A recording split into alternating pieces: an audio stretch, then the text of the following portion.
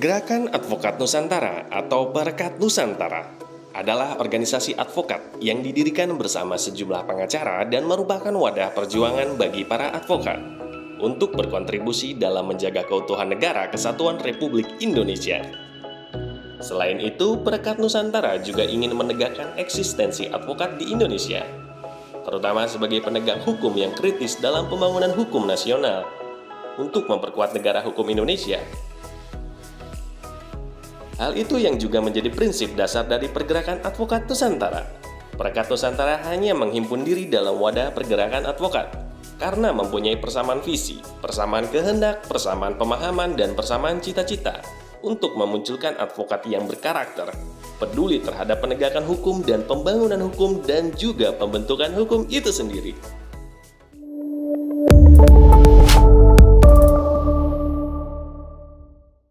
Poin pertama itu mengenai pengungkapan kader negara Islam Indonesia oleh Densus 88 di daerah Sumatera. Ada yang kita baca di media itu ada beberapa daerah di wilayah Sumatera Barat, kemudian di daerah-daerah lain yang kita baca di media diduga ada 1.125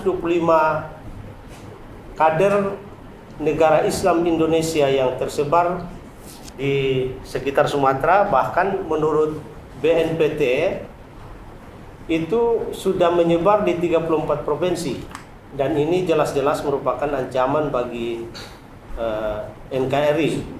Yang kedua, soal mafia minyak goreng. Perekat Nusantara mendukung Kejaksaan Agung sekaligus mendorong agar Kejaksaan Agung mengungkap secara transparan, secara tuntas siapapun yang terlibat, termasuk misalnya apabila ada pejabat yang lebih tinggi daripada Dirjen Menteri Perdagangan. Ya Menteri Perdagangan, kalau ada indikasi bahwa beliau terlibat ya juga harus diusut.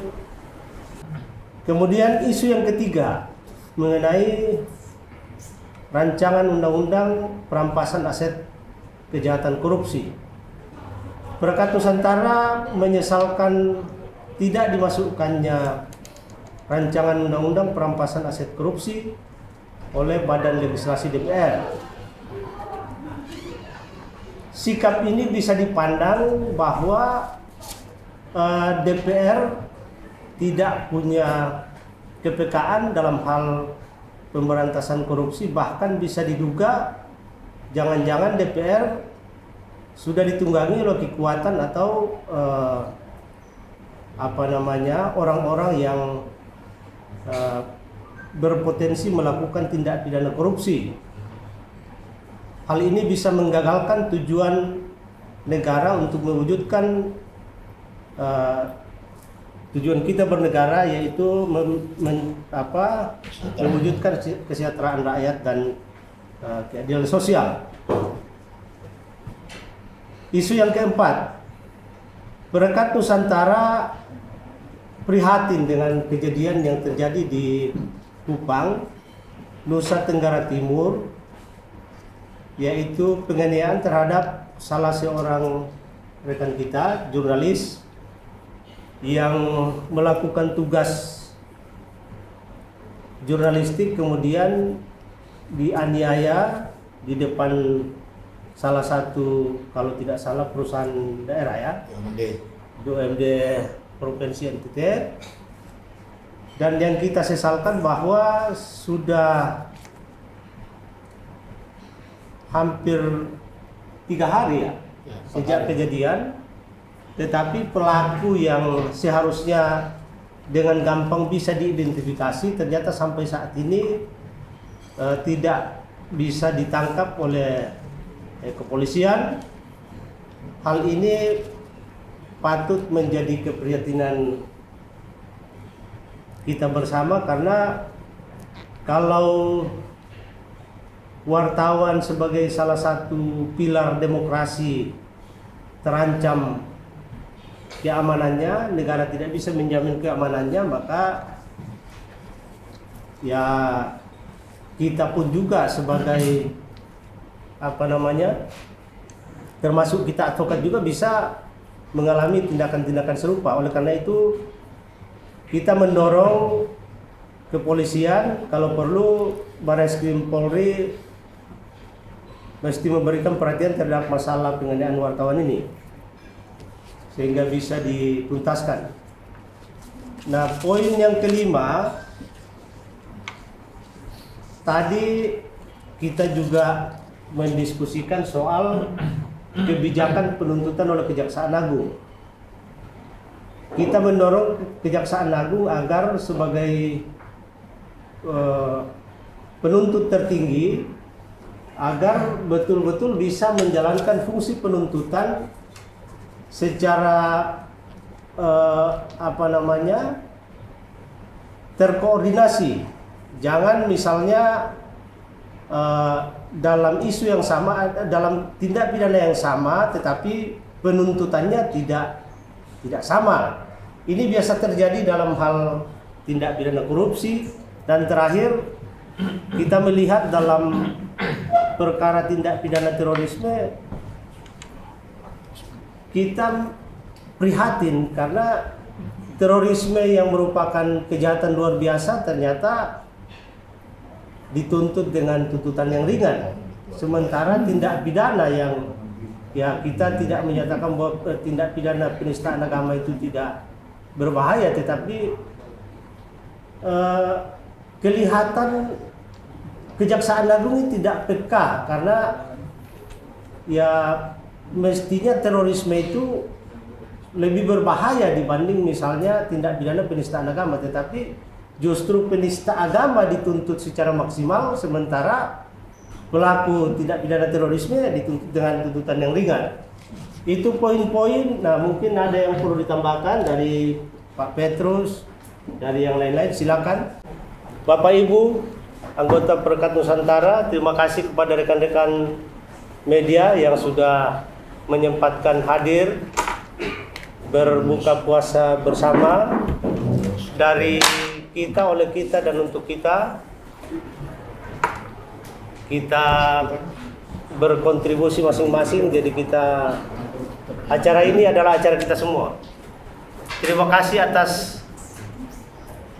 kehadiran rekan-rekan, kehadiran Bapak Ibu.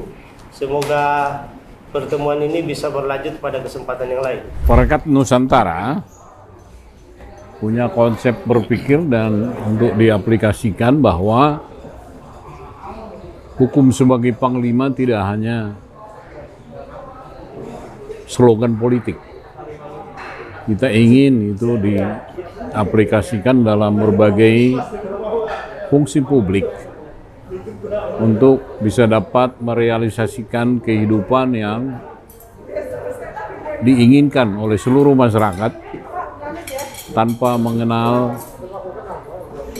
suku, etnis, agama atau golongan, sehingga yang namanya hidup bersama benar-benar bisa merekat dalam bernegara kita ini. Kira-kira itu inti yang ingin kami aplikasikan. Mungkin rekan saya Pak Karel bisa menyambung. Ya, menyambung, melengkapi apa yang disampaikan oleh abang saya, Bang Manihar, terkait dengan adanya Perekat Nusantara, yaitu Pergerakan Advokat Nusantara. Kami bukan semacam organisasi advokat, tapi kami adalah satu kelompok advokat yang mau peduli terhadap kekurangan-kekurangan yang ada di bangsa ini, khususnya dalam hal penegakan hukum. Kenapa begitu? Karena kami melihat Indonesia, NKRI ini adalah negara hukum. Namun banyak celah-celah hukum yang masih bolong. Kasarnya masih banyak yang belum diatur, bahkan sudah diatur pun masih dilanggar. Dan yang melanggar, kalau yang melanggar itu adalah rakyat, tentu akan ditindak. Tapi kalau yang melanggar itu penegak hukum, nah ini yang susah. Belum ada pengadilan yang mengadili pelanggaran yang dilakukan oleh penegak hukum yang punya kewenangan. Contoh seperti misalnya jaksa atau polisi yang salah membawa seorang tersangka, terdakwa, terus kemudian ternyata dibebaskan. Nah, mereka ini tidak ada hukumannya, tidak ada pengadilannya. Demikian juga hakim yang memvonis seseorang bersalah, ternyata kemudian dibebaskan, dia juga tidak ada hukumannya. Jadi ya bebas-bebas aja ya, menghukum atau tidak. Nah, inilah salah satu kelemahan yang memang kita mau isi sebagai advokat yang peduli terhadap bangsa ini. Itu satu. Kedua, terkait terorisme juga. Dalam terorisme ini kan ada beberapa ormas yang cenderung arahnya mengganti ideologi negara.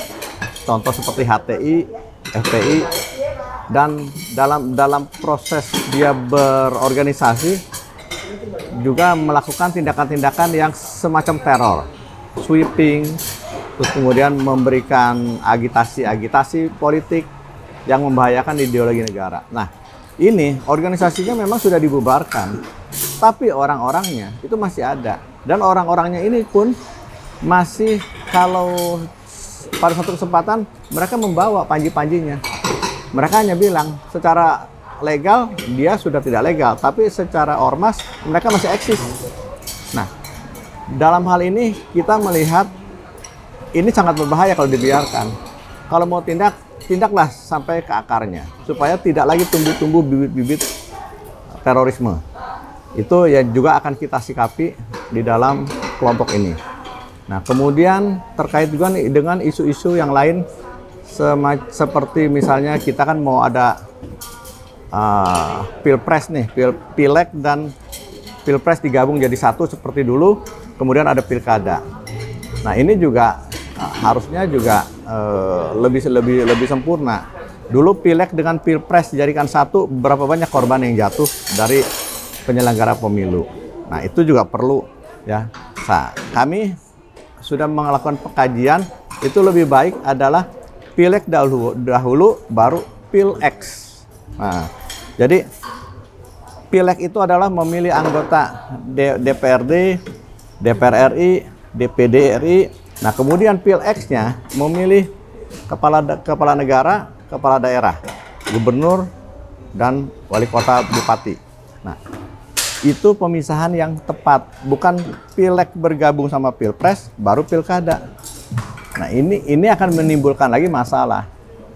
Cuma persoalannya kan sekarang proses pemilu sedang berjalan, dan itu nggak akan mengganggu kalau memang presiden berkenan membuat perpu pemisahan antara pileg dengan pilex. Pemilihan legislatif duluan, hasil pemilihan legislatif itu dipakai untuk pemilihan eksekutif. Kalau presiden threshold masih ada, kepala daerah threshold masih ada, itu bisa dipakai. Jangan menggunakan threshold yang tahun 2019. Itu juga salah satu kajian dari Perekat Nusantara.